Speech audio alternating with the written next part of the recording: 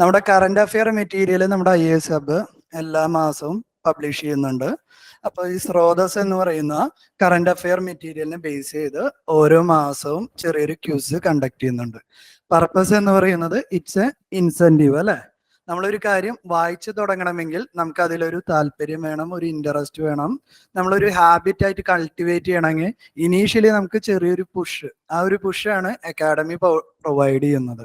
നിങ്ങളതൊന്ന് വായിച്ച് നിങ്ങളോട് കുറച്ച് അതിൽ നിന്ന് ഒരു ചോദ്യങ്ങൾ ചോദിച്ച് നന്നായിട്ട് പെർഫോം ചെയ്യുന്ന ഒരാൾക്ക് നമ്മളൊരു ഇൻസെന്റീവ്സ് കൊടുക്കുമ്പോൾ എന്തുണ്ടാവും, കൂടുതൽ ആളുകൾ ഇത് ചെയ്യാനുള്ളൊരു നിങ്ങൾക്കൊരു എൻകറേജ്മെന്റ് ആണ്. അപ്പൊ ഇവിടെയുള്ള ഓഫ്ലൈൻ സ്റ്റുഡൻസിലും ഇതിൽ പങ്കെടുക്കാം എന്നാണ് ഫാദർ പറഞ്ഞ്. ഓൺലൈൻ സ്റ്റുഡൻസിനും പങ്കെടുക്കാം. അപ്പൊ ഓൺലൈൻ സ്റ്റുഡൻസ് പങ്കെടുക്കുന്ന ആളുകൾ ഇൻ കേസ് അവരാണ് വിൻ ചെയ്യുന്നതെങ്കിൽ ഈ പറയുന്ന ഒരു ബുക്ക്, ഒരു ചെറിയൊരു മെഡല്, പിന്നെ ഒരു സർട്ടിഫിക്കറ്റ് ഇത് നിങ്ങൾക്ക് പോസ്റ്റലായിട്ട് അയച്ചു തരും എന്നാണ് പറഞ്ഞ ഒരു കൺക്ലൂഷൻ. അപ്പൊ ഓൺലൈനിൽ ഇരിക്കുന്ന ആളുകൾ എന്താ നടക്കുന്നതെന്ന് മനസ്സിലായില്ലെങ്കിൽ ഇതാണ് നടന്ന കാര്യം. ഓക്കെ അല്ലേ? അപ്പൊ നിങ്ങൾക്കും ഇതിന്റെ ഭാഗമാവാൻ ഒരു അവസരമുണ്ട്. IAS ഹബിന് ക്ലാസ്സിൽ വരുന്ന കുട്ടികൾ, വരാത്ത കുട്ടികൾ, അങ്ങനെ ഒരു വ്യത്യാസമില്ല. എല്ലാം നമ്മുടെ കുട്ടികൾ. അതാണ് നമ്മുടെ ആശയം. നാം ഒന്ന് നമുക്കൊന്ന് അല്ലെ. ക്ലിയർ അല്ലേ കൺസെപ്റ്റ്? അപ്പൊ നിങ്ങൾ ഈ ഒരു ആശയം നല്ല രീതിയിൽ നിങ്ങൾ ഉപയോഗിക്കുക. നമുക്കൊന്നും ആരും ഇങ്ങനെ ഒന്നും തന്നിട്ടൊന്നും ഇല്ല വായിക്കാൻ വേണ്ടി. നമ്മൾ തന്നെ കഷ്ടപ്പെട്ട് വായിച്ച് രക്ഷപ്പെട്ടതുകൊണ്ട് രക്ഷപ്പെട്ടു ഇവിടെ വന്നിരിക്കുന്നു. അത്രേ ഉള്ളൂ. അപ്പൊ നിങ്ങൾക്ക് ഇങ്ങനെ ഒരു അവസരം ഉണ്ട്. നിങ്ങൾക്ക് അതിനുള്ളൊരു, നിങ്ങൾക്ക് എന്താ പറയാ, പെർഫോം ചെയ്യാനുള്ള ഒരു ഓപ്പർച്യൂണിറ്റി ഉണ്ട്. പിന്നെ ഒരുപാട് പേജ് ഒന്നും ഇല്ലാട്ടോ അതിൽ വായിക്കാൻ. നിങ്ങൾ ആ റിയാലിറ്റിയും കൂടി ഒന്ന് അക്സെപ്റ്റ് ചെയ്യുക. വളരെ കുറച്ചേ ഉള്ളൂ വായിക്കാൻ, വലിയ അധ്വാനമൊന്നും ഇല്ല കേട്ടോ. 1-2 ദിവസം വായിച്ചാൽ തീരാവുന്ന കണ്ടന്റ് ഉള്ളൂ. ഞാൻ വായിച്ചിരുന്ന സമയത്ത് വേറെ പല ഇൻസ്റ്റിറ്റ്യൂട്ടുകൾ ഒരുപാട് പേജ് ഉണ്ടാവും. വായിച്ച് തീരാത്തത് ഒരു പ്രശ്നമാണ്.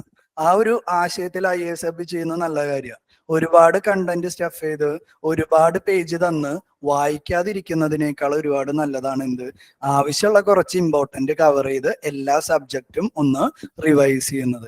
ഡെഫിനറ്റ്ലി കറന്റ് അഫെയർ നിങ്ങളെ ഹെൽപ്പ് ചെയ്യും, അല്ലെങ്കിൽ കറന്റ് അഫെയർ ആണ് അൾട്ടിമേറ്റ്ലി നമ്മളെ ഹെൽപ്പ് ചെയ്യുക. നിങ്ങൾക്ക് ഈ ഒരു പ്രോസസ്സ് മുന്നോട്ട് പോകുമ്പോൾ നിങ്ങൾക്ക് അത് മനസ്സിലാവും.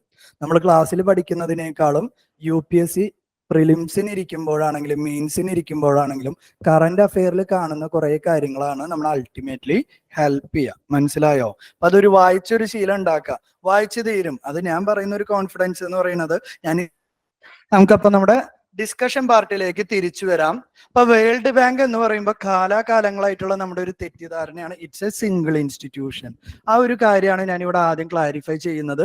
വേൾഡ് ബാങ്ക് എന്നല്ല, വേൾഡ് ബാങ്ക് ഗ്രൂപ്പ് എന്നാണ് നമ്മുടെ ഡിസ്കഷൻ. ബ്രിട്ടൻ വുഡ്സ് ഇൻസ്റ്റിറ്റ്യൂഷൻ എന്ന് പറയുമ്പോൾ അതിൽ 2 ഇമ്പോർട്ടന്റ് ഇൻസ്റ്റിറ്റ്യൂഷൻസ് ആണുള്ള. ഒന്ന് IMF, രണ്ടാമത്തേത് world bank groups. World bank groups എന്ന് പറയുമ്പോൾ it is actually 5 organisation. Just അതിന്റെ സിമ്പൽ ആണ്. നമുക്ക് അതിന്റെ പേരുകൾ കൃത്യമായിട്ട് നോക്കാം. World bank groups contains 189 members. അപ്പൊ IMF ഉള്ള ഒരാളിൽ ഇല്ലാത്തത് ആരാന്ന് ചോദിച്ചാൽ എനിക്ക് അറിയില്ല കേട്ടോ. ഞാൻ നമ്പേഴ്സ് മാത്രമാണ് ഇൻക്ലൂഡ് ചെയ്തിട്ടുള്ളത്. ഓക്കെ അല്ലേ? Group of 5 institutions. ഏതൊക്കെയാണ് ആ 5 ഇൻസ്റ്റിറ്റ്യൂഷൻസ്? പേരുകളൊന്ന് വായിക്കൊന്ന് ഫെമിലിയർ ആവാൻ വേണ്ടി. ഇതിന് ഇയാളെയാണ് നമ്മൾ കൂടുതലായിട്ടും വേൾഡ് ബാങ്ക് എന്ന് പറഞ്ഞ് നമുക്ക് കേട്ടുപരിചയം. വേൾഡ് ബാങ്ക് എന്ന് നമുക്ക് യൂഷ്വലി ഫെമിലിയർ ആയിട്ടുള്ള ആളെ വിളിക്കുന്ന പേരാണ് International Bank for Reconstruction and Development. ഈ IBRD ആണ് യൂഷ്വലി, അല്ലെങ്കിൽ നമ്മൾ കൂടുതലായി അല്ലെങ്കിൽ കോമൺ ആയി വേൾഡ് ബാങ്ക് എന്ന് വിളിച്ച് കേട്ട് ശീലമുള്ള ആള്. There are other 4 institutions as well. What are they? ഓരോന്നും ഞാൻ ഡിസ്കസ് ചെയ്യൂട്ടാ ഡീറ്റെയിൽഡ് ആയിട്ട്. Next one, international development association, international finance corporation, multilateral guarantee agency, international centre for the settlement of investment dispute. ഈ 5 ഇൻസ്റ്റിറ്റ്യൂഷനിൽ India member അല്ലാത്തത് ഇതിൽ മാത്രം. അപ്പൊ അതൊന്ന് പ്രത്യേകം ഒന്ന് ശ്രദ്ധിക്കണം. വേൾഡ് ബാങ്ക് ഗ്രൂപ്പിൽ 5 ഇൻസ്റ്റിറ്റ്യൂഷൻസ് ആണുള്ളത്. അതിൽ 4 ഇൻസ്റ്റിറ്റ്യൂഷൻസിൽ ഇന്ത്യ മെമ്പർ ആണ്. അതിൽ ഇന്ത്യ മെമ്പർ അല്ലാത്ത ഒരേ ഒരു ഇൻസ്റ്റിറ്റ്യൂഷൻ എന്ത് മാത്രമാണ്? International centre for the settlement of investment dispute. അത് എടുക്കുമ്പോൾ അതിന്റെ കാരണം ഞാൻ പറയാം. ഓക്കെ അല്ലേ? ഇനി ഒരു രാജ്യത്തിന് വേൾഡ് ബാങ്ക് ഗ്രൂപ്പിലെ മെമ്പർ ആവണമെങ്കിൽ ആദ്യം ഒരു കണ്ടീഷൻ ഉണ്ട്. They should be a member of IMF. IMF-ലെ മെമ്പേഴ്സ് ആയിട്ടുള്ള ആളുകൾക്ക് മാത്രമാണ് വേൾഡ് ബാങ്ക് ഗ്രൂപ്പിലെ മെമ്പേഴ്സിന് ആവാൻ വേണ്ടി പറ്റുള്ളൂ. കണ്ടീഷൻ ക്ലിയർ അല്ലേ? വളരെ ഇമ്പോർട്ടന്റ് കണ്ടീഷൻ ആണ്. If a country needs to be a member of World Bank group, that country should be a member of IMF. Okay, let's start with each institution separately. IBRD. IBRD ഇതിൽ ചില കീവേഡുകളായിരിക്കും ഞാൻ കൂടുതലായിട്ട് discuss ചെയ്യുമ്പോൾ underline ചെയ്യുക. അത് നിങ്ങൾ കൃത്യമായിട്ട് മനസ്സിലാക്കുക കേട്ടോ. International Bank for Reconstruction and Development, intention. What are the aim or intention or objective of IBRD? First one, increasing global economic growth. First intention അല്ലെങ്കിൽ objective IBRDയുടെ increasing global economic growth. Second one, eliminating poverty. Clear ആണല്ലോ? ഈ underline ചെയ്യുന്ന പോയിന്റ്സുകൾ മാത്രം മനസ്സിലാക്കുക കേട്ടോ. IBRDയുടെ purpose എന്ന് പറയുന്നത് global ഗ്രോത്തിനെ promote ചെയ്യുക, poverty eliminate ചെയ്യുക. Second one, the bank only finances sovereign government. IBRD loan കൊടുക്കുന്നത് ഒരു പ്രൈവറ്റ് എൻറ്റിറ്റിക്കോ ഒരു കമ്പനിക്കോ ലോൺ കൊടുക്കില്ല. സൗറിൻ എൻറ്റിറ്റി അല്ലെങ്കിൽ ഗവൺമെന്റുകൾക്ക് മാത്രമാണ്. ആര്? ഒന്നല്ലെങ്കിൽ ഗവൺമെന്റുകൾക്കോ അല്ലെങ്കിൽ റീസെന്റ് ഡേയ്സിൽ ഒരു മോഡിഫിക്കേഷൻ ഉണ്ട്, projects backed by sovereign government. PPP എന്ന് പറയുന്നത് എന്താ? Public private partnership. Actually PPP project എന്ന് പറയുന്നത് എന്താ? ഗവൺമെന്റിന് വേണ്ടി ഒരു പ്രൈവറ്റ് എൻറ്റിറ്റി ഒരു പ്രൊജക്ട് റൺ ചെയ്യുന്നതല്ലേ. അത്തരം PPP പ്രൊജക്ടുകൾക്കും ആരുടെ ലോൺ കിട്ടും? That is actually that project is running on behalf of the government. Sovereign എൻറ്റിറ്റിക്കോ അല്ലെങ്കിൽ സൗറിൻ എൻറ്റിറ്റി ബാക്ക് ചെയ്യുന്ന പ്രൊജക്ടുകൾക്കാണ് IMF ലോൺസ് കിട്ടുക. ക്ലിയർ അല്ലേ? Next one, it focus it services on ഏത് തരം കൺട്രീസാ? പുവർ കൺട്രീസ് അല്ലാടാ. പുവർ കൺട്രീസിനെ ഫോക്കസ് ചെയ്യുന്ന വേറെ ഏജൻസി ഉണ്ട്, IDA. IBRD ആരെയാണ് ഫോക്കസ് ചെയ്യുന്നത്? Middle income countries like India. നമ്മൾ കൂടുതലും കേട്ടുപരിചയം നമ്മൾ വേൾഡ് ബാങ്കിൽ നിന്ന് ലോൺ എടുത്തു എന്ന് കേട്ടുപരിചയമുള്ളതിന് കാരണം India is an example of middle income country. IBRD promoting global economic growth, eliminating poverty, only finances to government, sovereign governments or government backed entities, and it also providing services to middle income countries. Okay la? IBRD raises most of its funds from world financial market. World financial മാർക്കറ്റിൽ നിന്ന് loan എടുക്കാനുള്ള കാരണം IBRD എന്ന് പറയുന്നത് ഏത് തരം financial institution ആണ്? AAA rated institution എന്ന് വെച്ച് കഴിഞ്ഞാൽ ഏറ്റവും ട്രസ്റ്റ് ഉള്ള ഹയസ്റ്റ് റേറ്റിംഗ് ഉള്ള ഫൈനാൻഷ്യൽ ഇൻസ്റ്റിറ്റ്യൂഷൻ ആണ്. അപ്പൊ വേൾഡ് ബാങ്കിന് അല്ലെങ്കിൽ IBRDക്ക് എന്താ? ലോവർ ഇൻട്രസ്റ്റിൽ ലോങ് ടൈം ബോണ്ട് ഇറക്കി അവര് ഫൈനാൻസ് മൊബിലൈസ് ചെയ്യും. അതാണ് ഈ മിഡിൽ ഇൻകം കൺട്രീസിനൊക്കെ അവര് ലോവർ ഇൻട്രസ്റ്റിൽ ലോൺ ആയിട്ട് പ്രൊവൈഡ് ചെയ്യുന്നത്. ക്ലിയർ അല്ല? ഇതിന് ഏറ്റവും ഇമ്പോർട്ടന്റ് ഒരു പോയിന്റ് പറയാം, മാർക്കറ്റിൽ നിന്ന് എടുക്കുന്ന ലോണിനേക്കാളും ഇൻട്രസ്റ്റ് റേറ്റ് കുറവായിരിക്കും IBRDയുടെ loan. So it would be an example of concessional loans. Okay അല്ല? ഇതെന്തല്ല ECB അല്ല, ഇത് എന്തിന് എക്സാമ്പിൾ ആണ്? കൺസെഷണൽ ലോൺസിന് എക്സാമ്പിൾ ആണ് കേട്ടോ. ഓക്കെ അല്ലേ? IBRD is over. വളരെ ഇമ്പോർട്ടന്റ് പോയിന്റ്സ് മാത്രമേ സ്ലൈഡിൽ ഇൻക്ലൂഡ് ചെയ്തിട്ടുള്ളൂ. Second one, IFC, international financial corporation. ചോദിച്ചു, IBRD ലോൺ ആയിട്ടല്ല എടുക്കുക, എന്താണ്? ഡെറ്റ് ഇൻസ്ട്രുമെന്റ് ആണ് ഇറക്കുക. ലോൺ എടുക്കുന്ന ഒരു കൺസെപ്റ്റ് വേണമെങ്കിൽ ബോണ്ടിനെ പറയും. ചോദിക്കും. റേറ്റിംഗ് കിട്ടാന്ന് പറഞ്ഞാൽ ആ സ്ഥാപനത്തിന്റെ ലോൺ എടുത്തത് കൊണ്ടല്ല അവർക്ക് റേറ്റിംഗ്. അവരുടെ റേറ്റിംഗ് എന്ന് പറയുന്നത് UN അഫിലിയേഷൻ ഉണ്ട്, എല്ലാ രാജ്യങ്ങളുടെയും സൗറിൻ ബാക്കിംഗ് ഉണ്ട്, അങ്ങനെ പല ഫാക്ടേഴ്സ് വെച്ചിട്ടാണ്. IMF ലോൺ എടുത്തത് കൊണ്ടല്ല അതിനും റേറ്റിംഗ്. എന്താണ്? UN അഫിലിയേറ്റഡ് ആണ്. ഇത്രത്തോളം ഇന്റർനാഷണൽ ട്രസ്റ്റ് ഉള്ള ഒരു ഇൻസ്റ്റിറ്റ്യൂഷൻ ആയതുകൊണ്ടാണ് അതിന് എന്ത് കിട്ടുന്നത്? AAA റേറ്റിംഗ് കിട്ടുന്നത്. നമ്മളൊക്കെയാണ് നമ്മുടെ റേറ്റിംഗ് എന്തിനെ ഡിപ്പെൻഡ് ചെയ്യുക? ലോൺ എടുക്കുന്നതും തിരിച്ചടയ്ക്കുന്നതും ഹിസ്റ്ററിനെ ഡിപ്പെൻഡ് ചെയ്തിട്ടുള്ളത്. അവർക്ക് എന്താ? ക്രെഡിറ്റ് വർത്തിനെസ് ആണ്. ഒരു ലോകത്തിലെ ഇൻസ്റ്റിറ്റ്യൂഷൻ IMFന് വേൾഡ് ബാങ്കിന് ലോവർ റേറ്റിംഗ് കൊടുക്കില്ല. It's only because of the trust of that particular institution, അല്ലെങ്കിൽ അവർ ചെയ്യുന്ന ഒബ്ജക്റ്റീവ് അല്ലെങ്കിൽ എയിമിനെ ബേസ് ചെയ്തിട്ടാണ് ആ പറയുന്ന റേറ്റിംഗ് വരുന്നത് കേട്ടോ. അത് റീപേയ്മെന്റ് അങ്ങനത്തെ കണ്ടന്റിന് ബന്ധപ്പെടുന്ന കാര്യങ്ങളല്ല. ഓക്കെ അല്ല? ഇനി IFC, international financial corporation. IBRD ആരെ ഫോക്കസ് ചെയ്ത്? മിഡിൽ ഇൻകം കൺട്രീസിന്. IFC ഫോക്കസ് ചെയ്യുന്നത് എന്തിനാന്ന് നോക്കിയേ. ആ വ്യത്യാസങ്ങൾ മാത്രം മനസ്സിലാക്കി കേട്ടോ. IFC എന്ന് പറയുന്നത് വേൾഡ് ബാങ്ക് ഗ്രൂപ്പിലെ ഒരു ഏജൻസിയാണ്. ഇത് എന്തിനെയാണ് അത് ഫോക്കസ് ചെയ്യുന്നത്? ഡെവലപ്പിംഗ് കൺട്രീസിലുള്ള പ്രൈവറ്റ് സെക്ടേഴ്സിനെയാണ് അത് ഫോക്കസ് ചെയ്യുന്നത്. ഡെവലപ്പിംഗ് കൺട്രീസിലുള്ള പ്രൈവറ്റ് സെക്ടേഴ്സിന്റെ ഗ്രോത്തിന് വേണ്ടി, അതേപോലെ തന്നെ പ്രൈവറ്റ് സെക്ടേഴ്സിന്റെ പുതിയ പോളിസീസ് ഇംപ്ലിമെന്റ് ചെയ്യുന്നതിന് വേണ്ടി, അവർക്ക് ക്യാപിറ്റൽ, ടെക്നോളജി പോലെയുള്ള കാര്യങ്ങൾ ആക്സസ് ചെയ്യുന്നതിന് വേണ്ടി അവരെ സപ്പോർട്ട് ചെയ്യുന്ന വേൾഡ് ബാങ്ക് ഗ്രൂപ്പിന്റെ ഒരു ഏജൻസിയെ വിളിക്കുന്ന പേരാണ് ഇന്റർനാഷണൽ ഫൈനാൻഷ്യൽ കോർപ്പറേഷൻ. ഓക്കെ അല്ലേ? അപ്പൊ വാട്ട് ആർ ദി ഒബ്ജക്റ്റീവ്? എന്തൊക്കെയാണ് ഈ പറയുന്ന IFCയുടെ ഗോൾ എന്ന് പറയുന്നത്? 2030 കൂടി 2 ഗോൾ അച്ചീവ് ചെയ്യണം എന്നതാണ് IFCയുടെ ഒബ്ജക്റ്റീവ്. എന്തൊക്കെയാ 2 ഗോൾ എന്ന് പറയുന്നത്? First one, end extreme poverty. End extreme poverty. IBRD IFC ഒന്ന് കമ്പയർ ചെയ്തേ. രണ്ടുപേരും പോവേർട്ടി എലിമിനേഷന് വേണ്ടി വർക്ക് ചെയ്യുന്നുണ്ട് അല്ലെ? പക്ഷെ IBRD പോവേർട്ടി എലിമിനേഷൻ എടുക്കുന്ന റൂട്ട് എന്ന് പറയുന്നത് എന്താ? ഗവൺമെന്റ് പ്രൊജക്ടുകളെ സപ്പോർട്ട് ചെയ്യുക. IFC എന്താ ചെയ്യുന്നത്? പോവേർട്ടി എലിമിനേഷന് ആരെ സപ്പോർട്ട് ചെയ്യുക? അതർ സൈഡ് ആരാ? പ്രൈവറ്റ് എൻറ്റിറ്റീസിനെയും അവരുടെ പ്രൊജക്ടിനെയും സപ്പോർട്ട് ചെയ്യുക. ഒരിക്കലും ഒരു രാജ്യം എൻഡ് ഓഫ് പോവേർട്ടി അല്ലെങ്കിൽ ഡെവലപ്മെന്റിലേക്ക് വരണമെങ്കിൽ ഗവൺമെന്റിന് മാത്രം സപ്പോർട്ട് ചെയ്താൽ പോരാ. പാരലലി ആ രാജ്യത്ത് എന്തിനേയും സപ്പോർട്ട് ചെയ്യണം? പ്രൈവറ്റ് എൻറ്റിറ്റീസിനെയും സപ്പോർട്ട് ചെയ്യണം. അതിൽ ഗവൺമെന്റ് സൈഡ് IBRD നോക്കും, പ്രൈവറ്റ് സൈഡ് ആര് ഫോക്കസ് ചെയ്യും? IFC ഫോക്കസ് ചെയ്യും. ക്ലിയർ അല്ലേ? It also promote shared prosperity in every country. Shared prosperity എന്ന് പറയുമ്പോൾ ഗ്ലോബൽ ഗ്രോത്ത് എന്ന് പറയുന്നത് 1-2 രാജ്യത്തിലേക്ക് ഒതുങ്ങാതെ ഗ്രോത്ത് എന്ന് പറയുന്നത് എല്ലാ രാജ്യത്തിലേക്കും സ്പ്രെഡ് ചെയ്യണം.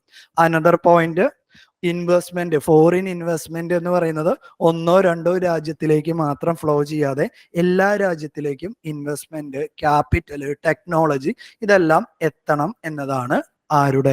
IFCയുടെ സെക്കൻഡ് ഒബ്ജക്റ്റീവ്. അതിനൊരു ടാർഗറ്റ് അവർ അറ്റ് പ്രസന്റ് ഫിക്സ് ചെയ്തിട്ടുണ്ട് ബൈ 2030. ക്ലിയർ അല്ല? Next one, it's a private sector arm of the World Bank Group to advance economic general point. എന്താണ്? ഡെവലപ്പിംഗ് കൺട്രീസിലെ പ്രൈവറ്റ് സെക്ടറിനെ പ്രൊമോട്ട് ചെയ്യാനുള്ള ഒരു ഇൻസ്റ്റിറ്റ്യൂഷൻ. ആവശ്യമുള്ള പോയിന്റ്സ് മാത്രം മനസ്സിലാക്കാം കേട്ടോ. Next one, IDA. ഞാൻ വീണ്ടും കമ്പയർ ചെയ്യാണ് കേട്ടോ. IBRDയും IDAയും കമ്പയർ ചെയ്യണം. IBRD ഏത് തരം കൺട്രീസിനെയാണ് ഫോക്കസ് ചെയ്ത്? Middle income. IDA ഫോക്കസ് ചെയ്യുന്നത് പുവർ കൺട്രീസിനെ ആയിരിക്കും. എല്ലാത്തിനും അതിൻ്റെതായ മാൻഡേറ്റ് അല്ലെങ്കിൽ ഉദ്ദേശം ഉണ്ട്. അല്ലാതെ എല്ലാം എന്താണ് ഒരേപോലെയുള്ള ഇൻസ്റ്റിറ്റ്യൂഷൻ അല്ല. ഓരോന്നും ഓരോ ഗ്രൂപ്പിനെയാണ് ടാർഗറ്റ് ചെയ്യുന്നത്. വാക്കെന്താ ഞാൻ ഉപയോഗിച്ചത്? ഓരോ ഇൻസ്റ്റിറ്റ്യൂഷനും ഓരോ കാറ്റഗറി ഓഫ് ഗ്രൂപ്പിനെയാണ് ടാർഗറ്റ് ചെയ്യുന്നത്. IBRD middle income, IFC developing കൺട്രിയിലെ private sector, IDA poor countries. Target group കൃത്യമായിട്ട് മനസ്സിലാക്കാം കേട്ടോ.